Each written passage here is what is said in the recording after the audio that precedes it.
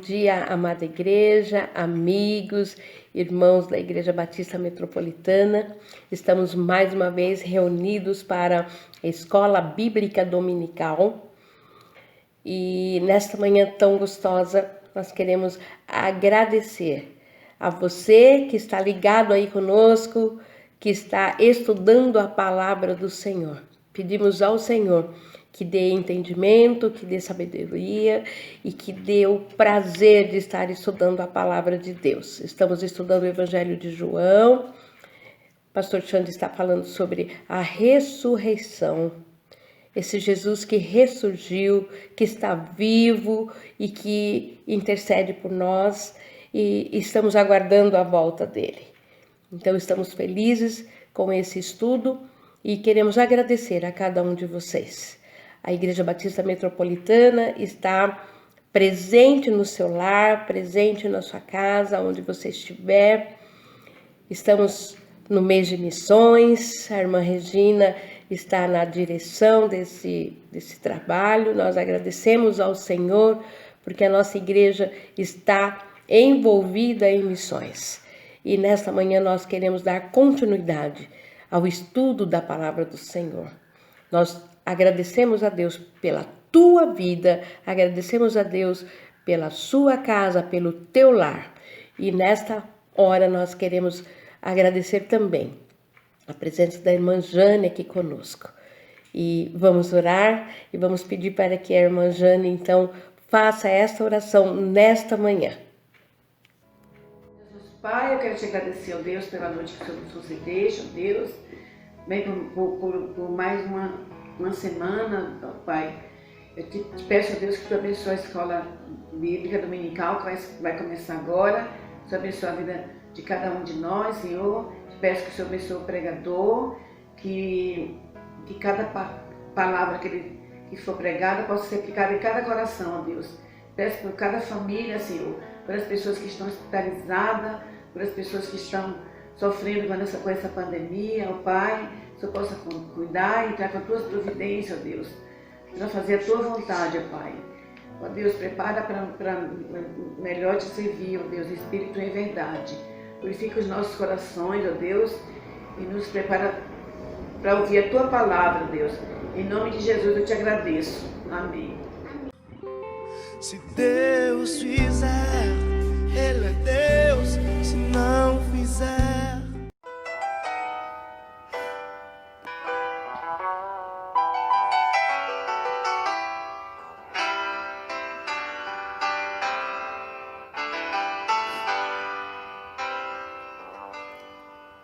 rude cruz se erigiu, dela o dia fugiu, como emblema de vergonha e dor. Mas contempla esta cruz, porque nela Jesus deu a vida por mim, pecador. Sim, eu amo a mensagem da cruz. Até morrer eu a vou proclamar. Levarei eu também minha cruz, até por uma coroa trocar. Desde a glória dos céus, o Cordeiro de Deus ao Calvário humilhante baixou. Mas a cruz tem pra mim atrativo sem fim, porque nela Jesus me salvou. Sim, eu amo a mensagem da cruz.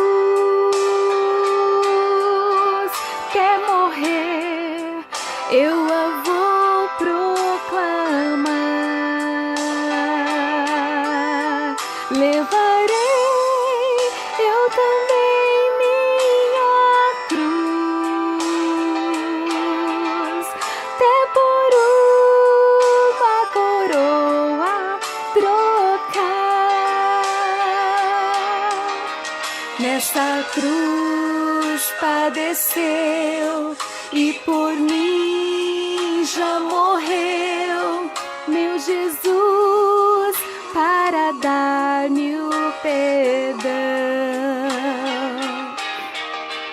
Esse me alegro na cruz, dela vem graça e luz para minha santificação.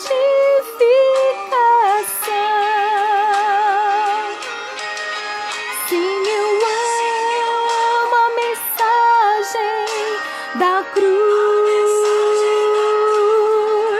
até morrer eu a vou proclamar. Levarei eu também minha cruz, até por uma coroa trocar. Eu aqui com Jesus a vergonha da cruz quero sempre levar e sofrer. Cristo vem me buscar e com Ele no lar uma parte da glória hei de ter. Sim, eu amo a mensagem da cruz, até morrer eu a vou proclamar. Levarei eu também minha cruz, até por uma coroa trocar. Levarei eu também minha cruz, até por uma coroa trocar.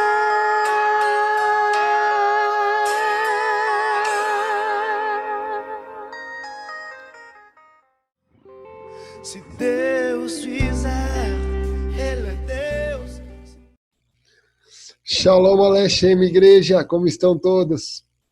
Que a paz de Deus, que excede todo em qualquer entendimento, possa estar habitando nos vossos lares, no vosso coração.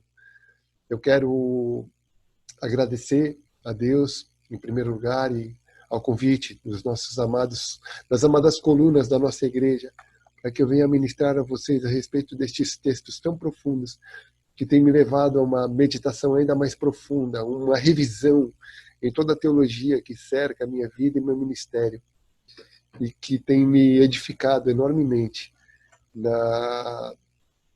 no estudo, na meditação, a respeito deste momento tão singular na vida do nosso Senhor e Salvador e na vida do mundo, da humanidade como um todo. Afinal, estes momentos que estamos meditando aqui influenciaram a humanidade num aspecto tão profundo, tão maravilhoso, que concedeu vida, que concedeu esperança, que concedeu paz, que concedeu tamanhas obras, benfeitorias, benefícios a todos aqueles que confessam, que professam o nome de Jesus e exercem esse ministério atuando de forma prática, amorosa, levando esse evangelho a todas as partes, não somente na forma oral, mas também na sua prática, no acolhimento, na bênção, na obra filantrópica, que inspirou homens ao longo de tantos anos, tantos milhares de anos, até a fazer o bem ao seu próximo. Para a gente, sem muita demora nessa introdução, trago a memória a respeito do encontro de Maria, quando ela tem um encontro ali com o Senhor, e ela é comissionada. Maria, não me toques, Eis que vou para o Pai, o vosso Pai, para o meu Deus, o vosso Deus, e a comissiona a ir e a testemunhar aquilo que ela estava vendo. Ela, naquele momento de tristeza, é tomada de uma enorme alegria, enorme alento, consolo, ao ver o Senhor ali, e se torna comissionada por Deus a ser a primeira testemunha da ressurreição, a testemunha daquele que ressuscitou dentre os mortos, e que a partir de agora vai começar a se apresentar a estes discípulos que nós vemos aqui ao longo deste texto, que estavam atemorizados, usando este cumprimento comum em hebraico, Shalom Alechem. E quando eu falo isso, vocês dizem Alechem, Shalom. Eu vou esperar pela leitura, pela minha amada esposa Patrícia, de João, capítulo 20, do versículo 19 ao versículo 23. Ao cair da tarde daquele dia, o primeiro da semana, trancadas as portas da casa onde estavam os discípulos com medo dos judeus, veio Jesus, pôs-se no meio deles e disse-lhes: Paz seja convosco. E dizendo isto, lhe mostrou as mãos e o lado. Alegraram-se, portanto, os discípulos ao verem o Senhor. E disse-lhe, pois, Jesus outra vez: Paz seja convosco. E assim como o Pai me enviou, eu também vos envio. E havendo dito isto, soprou sobre eles e disse-lhes: Recebei o Espírito Santo. Se de alguns perdoardes os pecados, são-lhes perdoados. Se lhos retiverdes, são retidos. João 20, do versículo 19 ao 23. É interessante darmos andamento ao que tem acontecido aqui, ao que está acontecendo aqui, neste contexto da primeira aparição, dessa aparição que, entre a primeira aparição de Maria e esta aparição, julgo que tem a aparição do caminho de Emaús, até uma aparição particular a Pedro, mas, enfim, é a aparição. É onde Jesus se apresenta, ele entra no meio dos apóstolos quando eles estavam ali reunidos, né? Quando eles estavam ali atemorizados. Por que estes homens estavam atemorizados? Por que estes homens estavam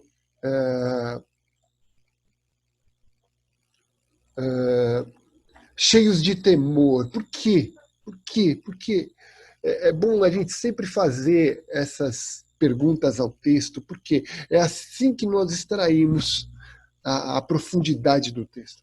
É assim que nós começamos a meditar nas perguntas. Por que eu coloco 10 discípulos?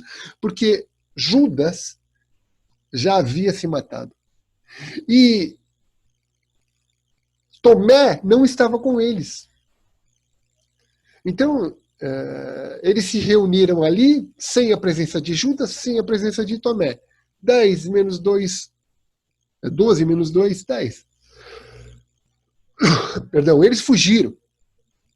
Quando Jesus foi levado cativo ali pelo sumo sacerdote, com a condução, com a polícia do templo, eles fugiram, as ovelhas se dispersaram. Eles se esconderam, Pedro nega Jesus Cristo.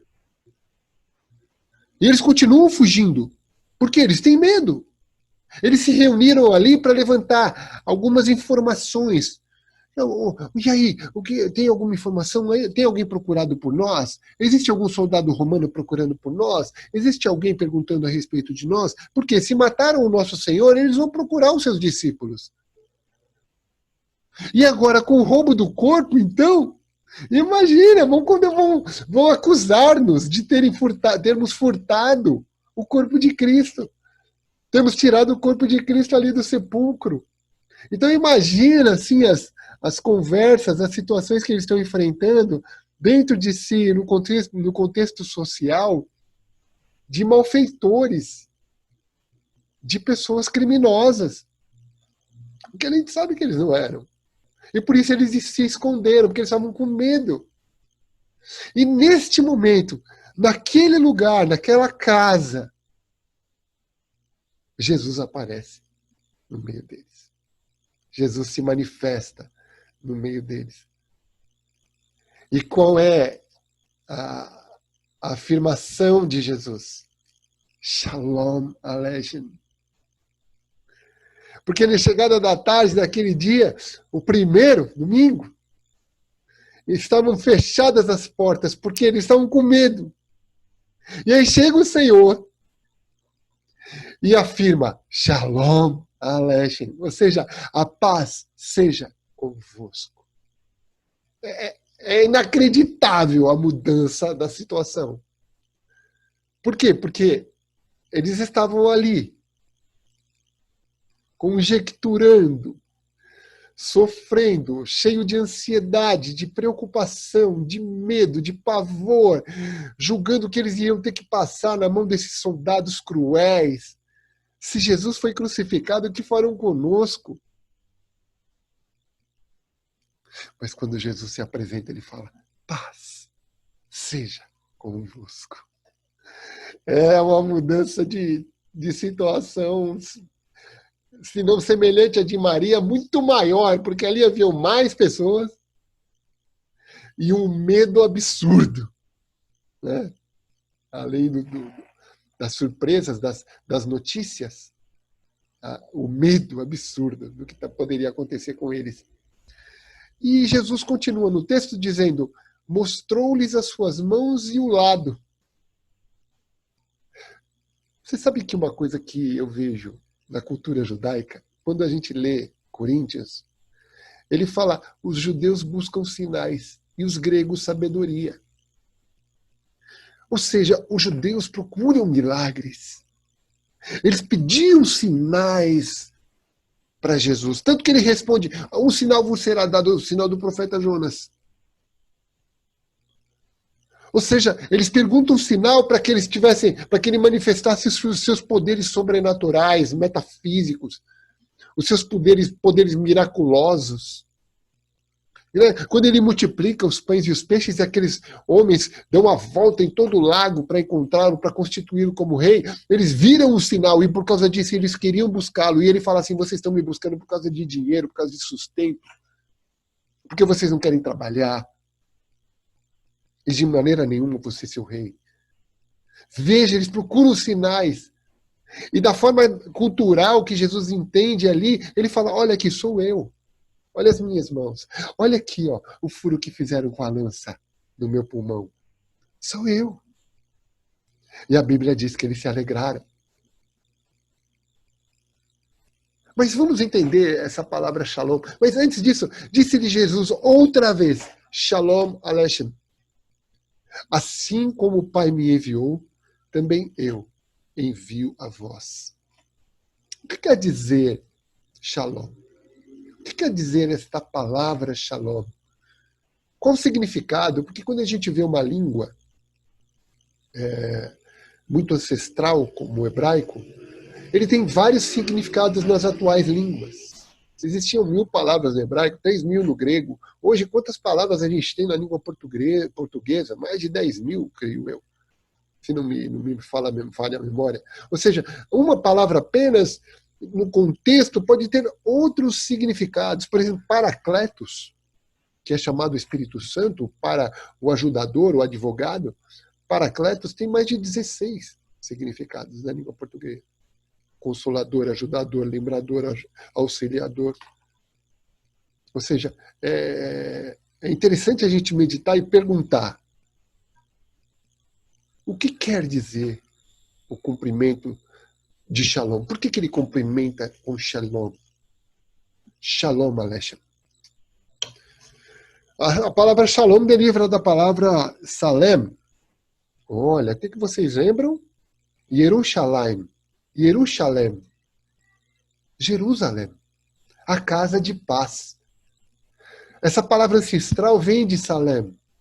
Em muitos textos tem o significado de salvação. Por conseguinte, podemos subentender que Jerusalém significa casa de salvação ou casa de paz. Por isso, o princípio da prosperidade, aqueles que oram pela paz em Jerusalém, é estabelecido lá no Salmo 122, 6.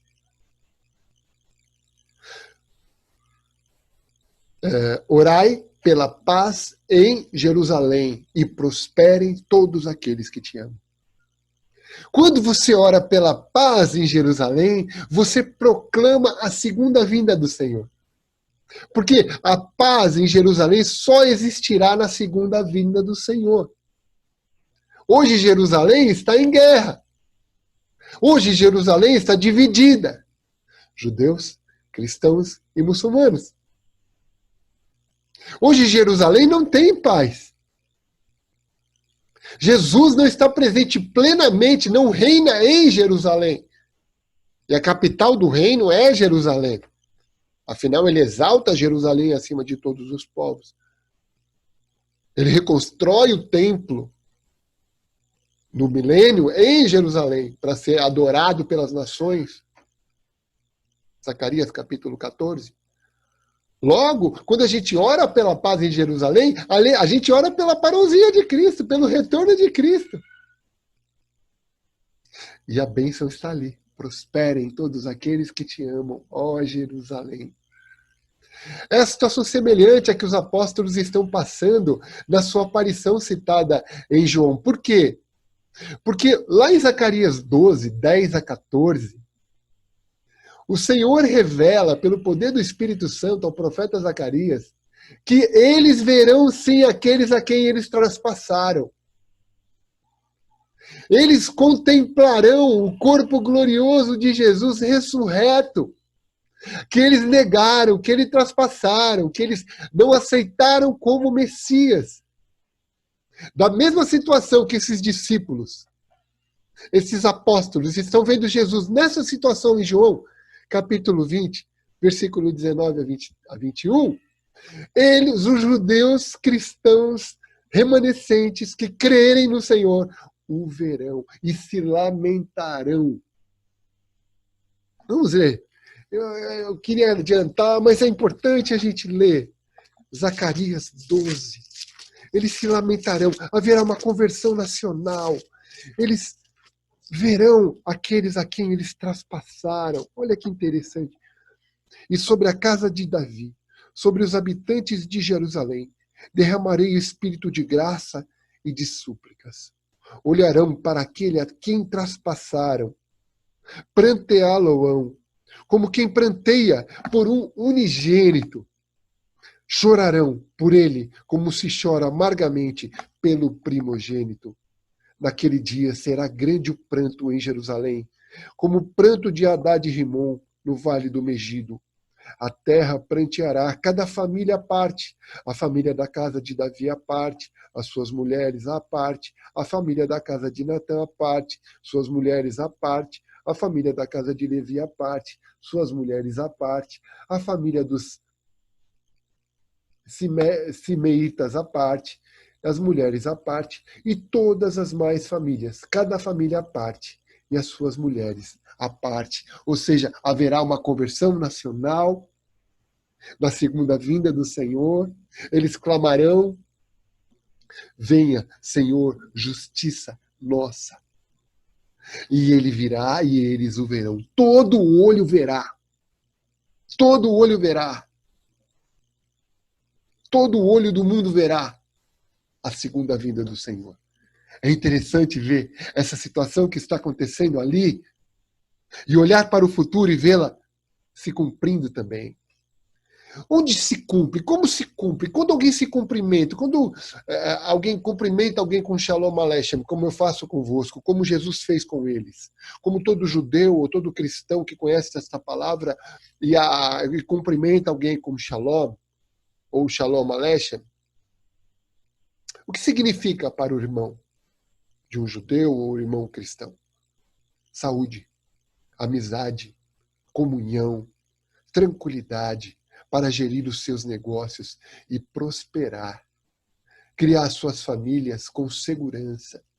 envelhecer com alegria e saúde, e morrer em ditosa velhice ao redor e rodeado pelos seus. Ou seja, a palavra shalom, ela expressa um desejo de paz social, abrangente. Tudo aquela condição pacífica que faz com que o homem viva em liberdade, em prosperidade, sem conflito, sem corrupção, com ética, honra, com trabalho honesto, com um governo honesto. O único governo honesto é o governo do Rei Messias Jesus Cristo. Por que isto? Porque isso está tão longe da raça, porque nós estamos rodeados de pecadores. Nós estamos rodeados do pecado. E o shalom é um desejo imanente de cada um de nós por paz, por tranquilidade. O mundo faz guerra buscando a paz. Mas quem é o principal da paz? Quem é aquele que pode promover a paz? Este que estava afirmando, que estava cumprimentando aqueles discípulos com Shalom Aleichem.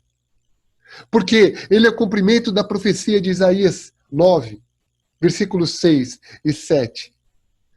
Eis que um filho nos nasceu, um menino se nos deu, e o governo está sobre seus ombros. E o seu nome será Maravilhoso Conselheiro, Deus Forte, Pai da Eternidade, Príncipe da Paz. Lá no versículo 7, ele promove esta paz social. Ele promove esta paz coletiva. Isso que eu falei para vocês é o versículo 6. E no 7 diz assim: para que se aumente o seu governo e venha paz sem fim sobre o trono de Davi, sobre o seu reino, para o estabelecer e o firmar mediante o juízo e justiça, desde agora e para sempre. O Senhor, o zelo do Senhor dos Exércitos fará isto. Você interpreta este verso de que com o reinado de paz haverá juízo e justiça. Haverá justiça por meio de juízo, de condenação, de julgamento e condenação. O criminoso é julgado e condenado, eticamente, não com uma justiça com venda nos olhos, mas com uma justiça que tudo vê, cuja ação dos homens está patente aos seus olhos, e os seus olhos são como chama de fogo. O Senhor dos Exércitos, ou seja, aquele que socorre militarmente as nações, reinará e estabelecerá um reino de paz. Interessante essa paz coletiva do Shalom, do Jeová Shalom, que é Yeshua, a verdadeira paz, o principal da paz, o que promove a paz. E o que promove a paz no nosso íntimo, no íntimo daquele que crê. Por isso que lá em Mateus 11, 28 e 30, nós que vivemos em meio a tamanha injustiça, tamanha tristeza, corrupção, roubo, morte, doença, traição, incredulidade, zombaria, arrogância, soberba, orgulho, tudo aquilo que a carne milita contra o espírito, e aqueles que não têm o espírito o fazem de forma desavergonhada, trazendo todo tipo de destruição, morte, por amor ao dinheiro, porque o amor ao dinheiro é a raiz de todos os males. Ele diz assim: vinde a mim, todos vós que estáis cansados e sobrecarregados, e eu vos aliviarei. Tomai sobre vós o meu jugo e aprendei de mim, porque sou manso e humilde de coração, e encontrarei descanso para as vossas almas, porque meu jugo é suave e o meu fardo é leve. Olha como ele expressa essa profundidade em Mateus 11. É tão maravilhoso este consolo, este conforto, de que o príncipe da paz olha para nós cuida de nós e nos socorre nos momentos de aflição, pois assim afirma a palavra daquele que é fiel para cumpri-la.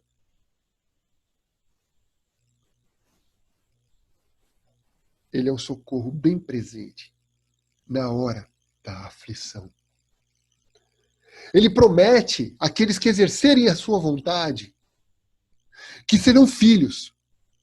Porque lá, no maior sermão, do maior pregador de todos os tempos, de Mateus 5, 6 e 7, no versículo 9 do capítulo 5, ele fala: bem-aventurados os pacificadores, porque serão chamados filhos de Deus. Quando você oferece a outra face, quando você não se impõe por conhecimento, por soberba, por posição, seja ela profissional, militar, familiar, você não se impõe com uma ação violenta, você não se exaspera. Você tem uma autoridade íntima de expressão humilde, acessível. Você serve ao Príncipe da Paz. Você é cheio do dom, você é cheio da capacitação do Espírito Santo, de confiar a Deus o governo, de confiar a Deus a solução para o seu problema, de confiar em Deus, de que Ele vai na peleja com você e por você, e não você com o seu braço, com a força, vai resolver alguma coisa. É o que esta passagem de Salmo, no capítulo 37, expressa bem. Olha só que lindo que é. Eu ia ler Tiago 4:10, mas vou ler somente o Salmo. Depois você lê, tá? Por isso que eu estou trazendo essa meditação e anotando. Para o pause aí no vídeo e medita lá também, Tiago. Descansa no Senhor e espera nele. Não te irrites por causa do homem que prospera em seu mau caminho, por causa do que leva a cabo os seus maus desígnios. Deixa a ira, abandona o furor, não te impacientes, certamente isto acabará mal, porque os malfeitores serão exterminados, mas os que esperam no Senhor possuirão a terra. Mais um pouco de tempo e já não existirá o ímpio. Procurarás o seu lugar e não o acharás. Mas os mansos herdarão a terra e se deleitarão na abundância de paz. Fé é a firme certeza das coisas que se esperam e a convicção de fatos que não se veem. No reino, isto será estabelecido plenamente. Mas não te abatas por causa dos malfeitores, nem põe o sol sobre a tua ira. Eis que a justiça do homem não estabelece a justiça de Deus, apesar da gente, às vezes, querer estabelecê-la. A conclusão sobre essa palavra de Shalom Aleichem é que, quando Deus fala Shalom para cada um de nós, Ele deseja e anseia que tenhamos a sua paz. A paz com Deus, ela é diferente da paz de Deus. A paz com Deus se dá em nossa conversão. Por isso que a gente cumprimenta os nossos irmãos com a paz do Senhor. E os irmãos da Congregação Cristã do Brasil, a paz de Deus. Eles falam exatamente assim, paz de Deus. E nós, entre nós, falamos a paz do Senhor. Paz do Senhor, irmão, paz do Senhor, varão. Né?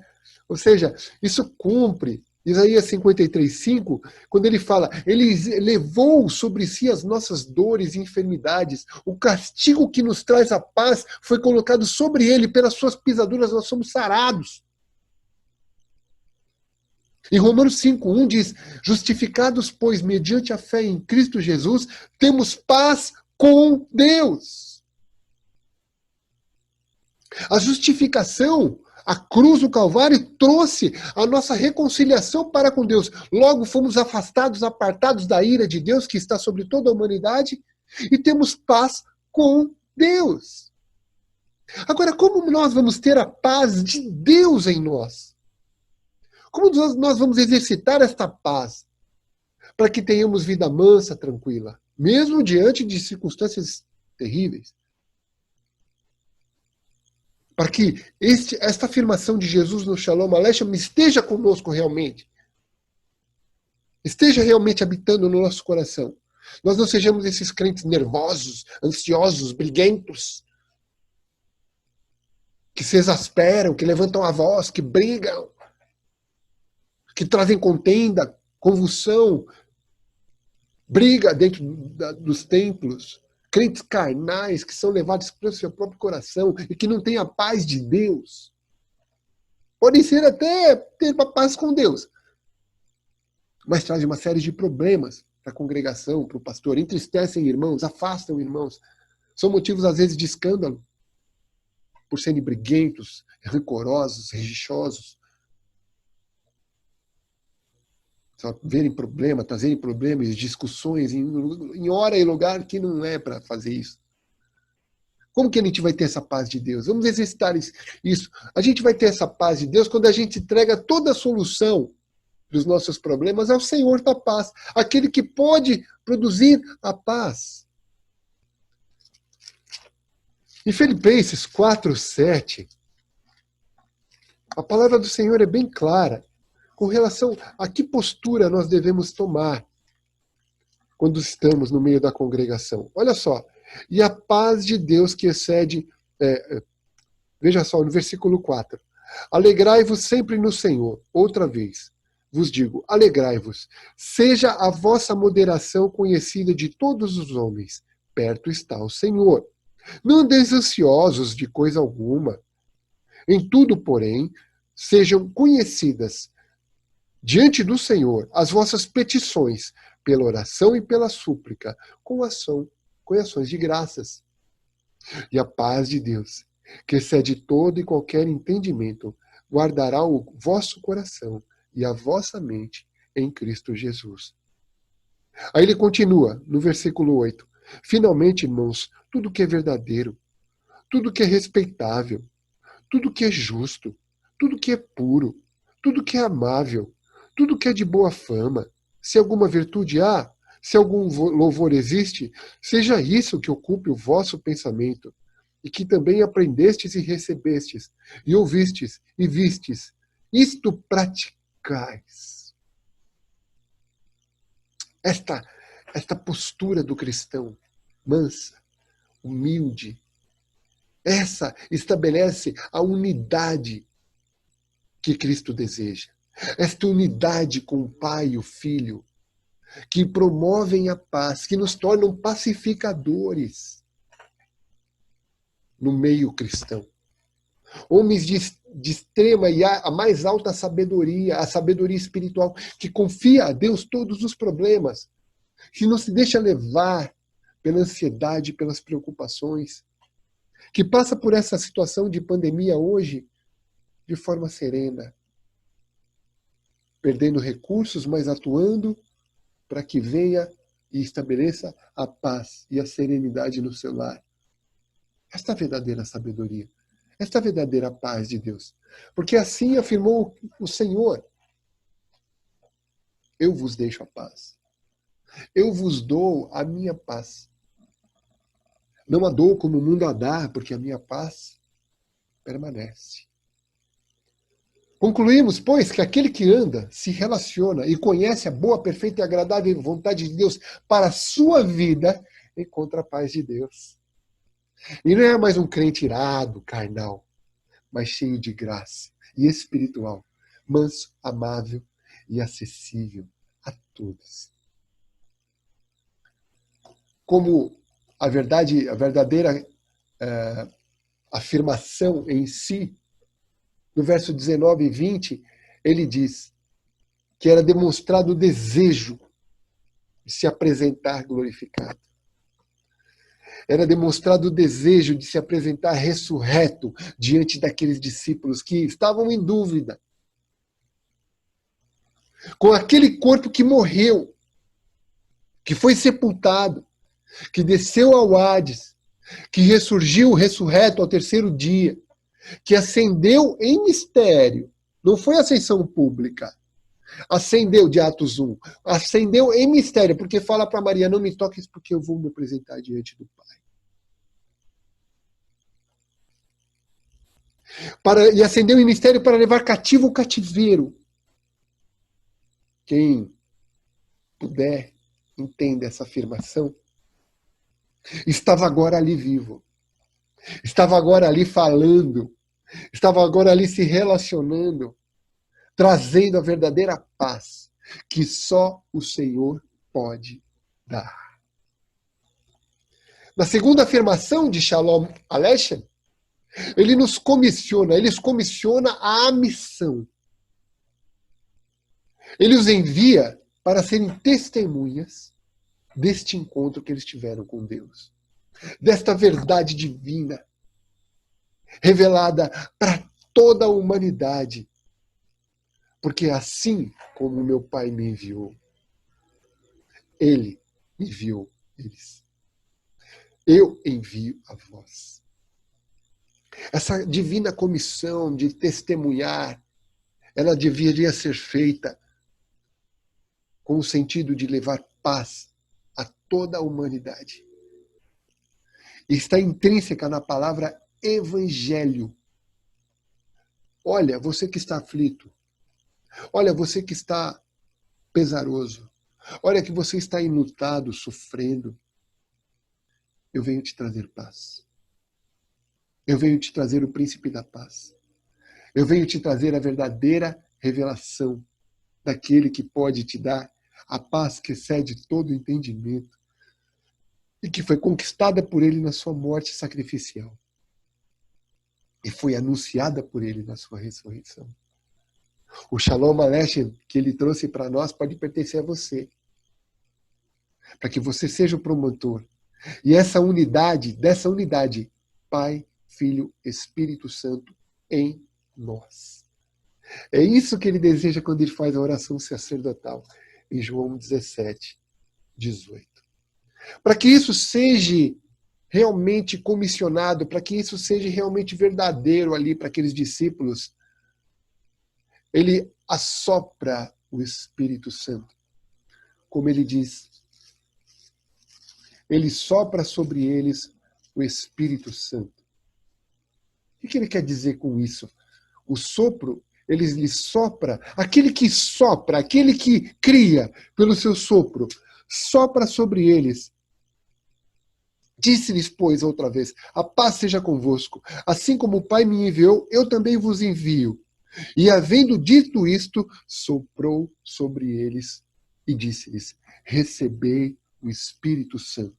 No versículo 22. Recebei o Espírito Santo. Certamente aqueles não foram selados pelo Espírito Santo. Isso ocorreu somente ali em Atos, no dia de Pentecostes, quando línguas de fogo vieram sobre eles e eles vieram a testemunhar àqueles judeus que estavam ali celebrando a colheita na casa, levando bolos com fermento. É interessante as festas de Israel, quando nós meditamos nas festas de Israel, que se começa em Páscoa, pães ázimos e primícias. Na Páscoa era o sacrifício do cordeiro que libertou Israel da escravidão do Egito, o Pêssar. Fazendo menção ao sangue nos umbrais da porta que deu livramento ao povo judeu e o instituiu para que viessem a sair da escravidão do Egito. Uma profecia messiânica que aponta para o sacrifício do Cordeiro futuro, o nosso Senhor e Salvador Jesus Cristo. Mas pães ázimos são pães sem fermento. Essas 3 primeiras festas eram as primeiras festas que levavam os judeus a Jerusalém. Era a primeira vez no ano que eles estavam se reunindo ali em Jerusalém, para trazerem as primícias. O que era a primícia? A primícia do campo. Eles colhiam os molhos de trigo, de tudo aquilo que eles plantaram, que estava iniciando a colheita, e levavam para Jerusalém, para o templo, para dar na mão dos sacerdotes, levitas,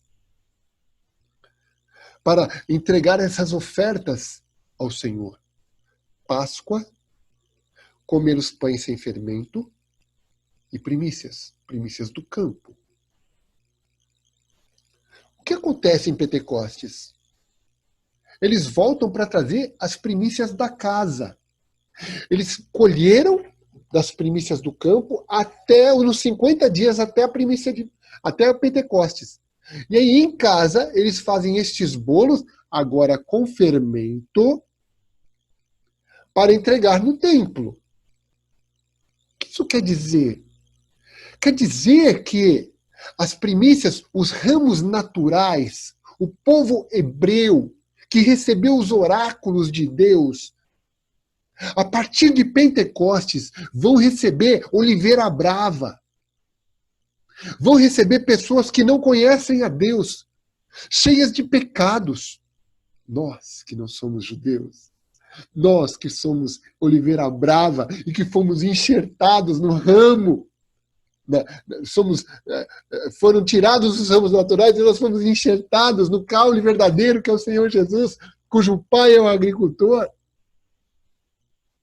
É isso que Paulo explica lá em Efésios capítulo 2 e 3, quando ele fala que derrubou o muro de separação entre aqueles que eram de Deus e aqueles que não eram de Deus. Ele o povo judeu e o povo gentio e uniu-os num só corpo, o corpo de Cristo, a igreja do Deus vivo. Interessante essa meditação com relação às festas. O que ele está trazendo é essa necessidade especial, esta ação, esta atitude especial de Deus de comissioná-los com o sopro do Espírito. Não foi o Espírito que constituiu ali em Pentecostes, não foi. Não foi essa comissão que estava sendo antecipada para aqueles apóstolos, aqueles discípulos ali, não foi. A primeira, com certeza, era para que permanecessem unidos. O Pai, o Filho, o Espírito Santo e os apóstolos. Quando ele fala lá em Atos 1, de 4 a 5, em que eles declaram que ele permanece 40 dias com eles, aparecendo a eles durante 40 dias, e ele pede, permaneçam na cidade. Não saiam de Jerusalém. Olha só, eles estavam no ninho dos inimigos. Eles estavam diante daqueles que queriam matá-los, que queriam persegui-los, que julgavam que eles tinham roubado o corpo de Jesus. Ele fala assim, permaneçam lá, unidos, em Jerusalém, até que do alto sejais revestidos de poder. E serei minhas testemunhas na Judéia, na Samaria, até os confins da terra.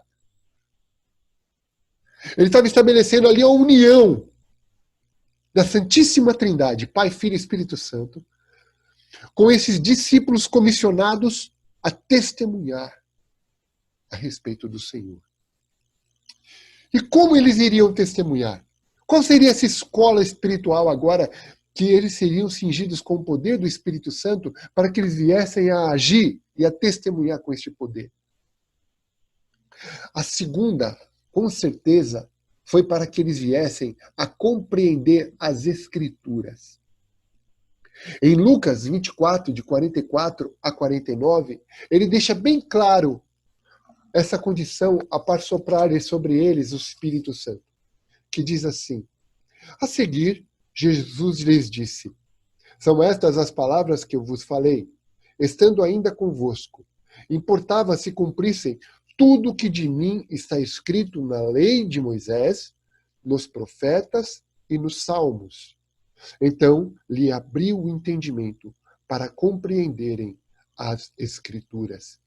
Ele lhes disse, assim está escrito, que o Cristo havia de padecer e ressuscitar dentre os mortos no terceiro dia, e que em seu nome se pregasse arrependimento para a remissão de pecados a todas as nações, começando de Jerusalém.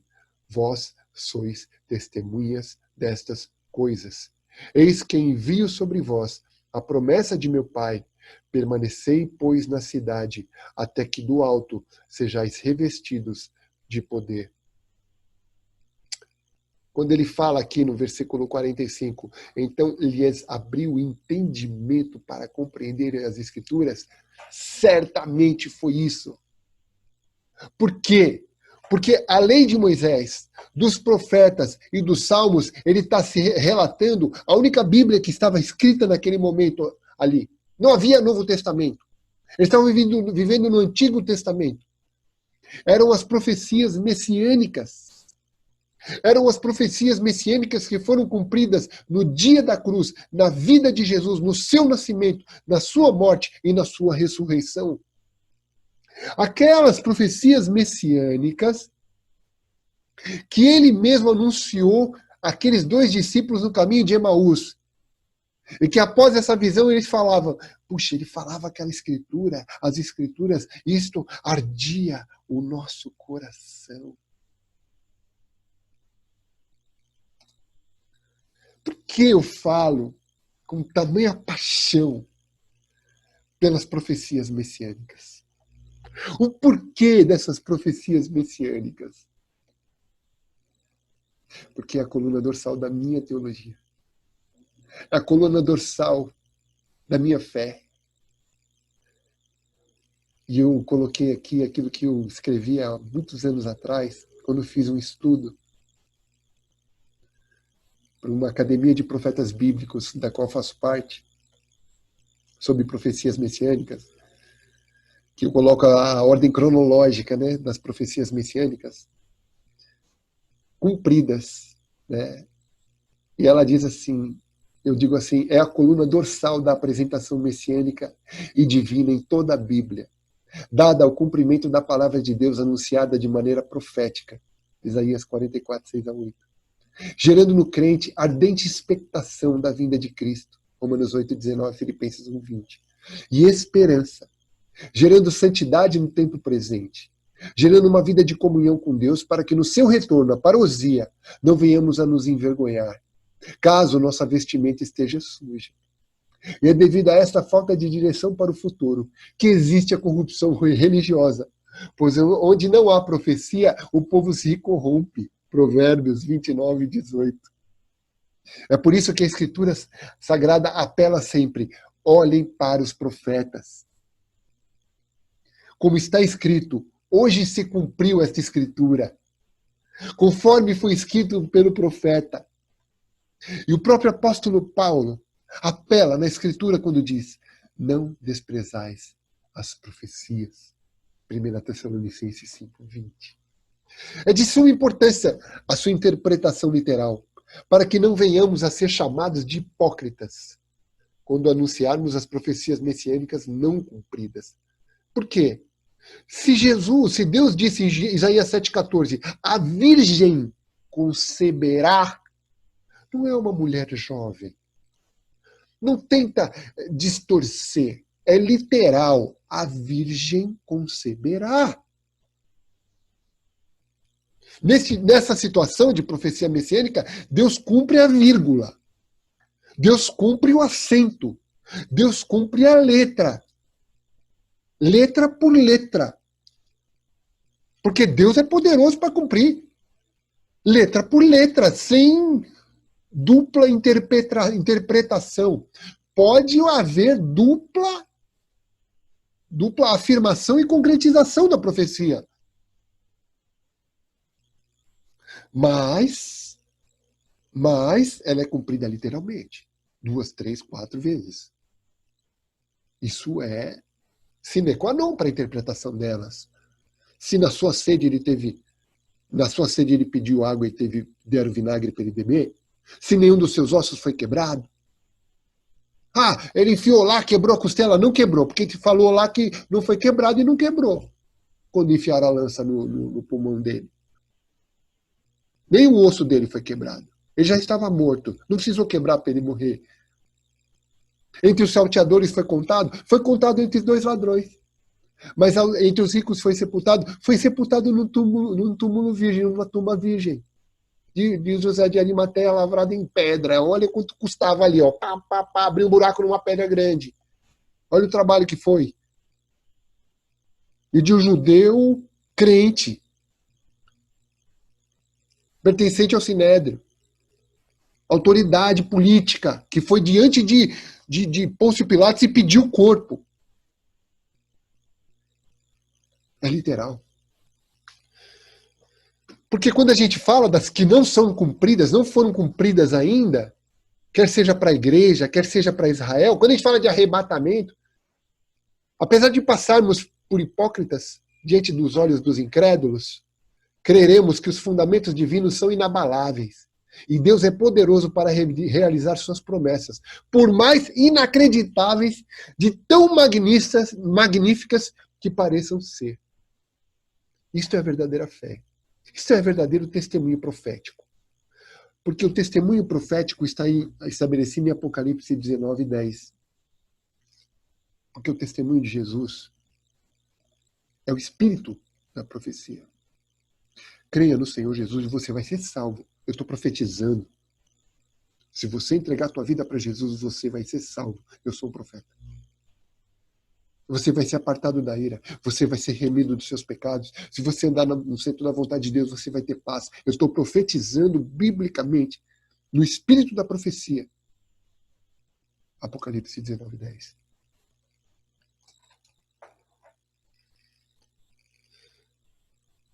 E eu termino com Shalom Aleichem. Nessa comissão, nessa verdade dessa manifestação profética de que o sopro do Espírito sobre aqueles discípulos estava trazendo para eles uma comissão especial de interpretação da Bíblia. E que Pedro, ali em Pentecostes, em Atos capítulo 2, quando ele é selado pelo poder do Espírito, ele prega profecias messiânicas em Joel. Ele usa profecias messiânicas, ou seja, durante aqueles 40 dias, Jesus trabalhou com eles, comissionou eles, mas durante os 10 dias que eles ficaram reunidos, eles compartilharam da Escritura, eles meditaram na Escritura, e a revelação bíblica foi poderosa para a vida deles. Eles viram o Senhor Jesus no Antigo Testamento. Posso falar um segredo para vocês? Foi assim comigo também. Eu vi Jesus Cristo no Antigo Testamento. Isso foi maravilhoso, isso me encheu de alegria e de unção de Deus para falar com propriedade para vocês e ver Jesus na minha vida. Se Deus cumpriu as suas profecias na vida de Cristo e na vida de tantas pessoas, Ele é fiel e poderoso para cumprir na sua também. Ele é fiel e poderoso para cumprir tudo aquilo que Ele prometeu na sua vida. Receba isso, meu irmão, nesse domingo. Acolha Jesus Cristo, o cumprimento de toda a palavra no seu coração. E que a paz que excede todo e qualquer entendimento possa habitar ricamente nele. Shalom Aleichem. Até de repente.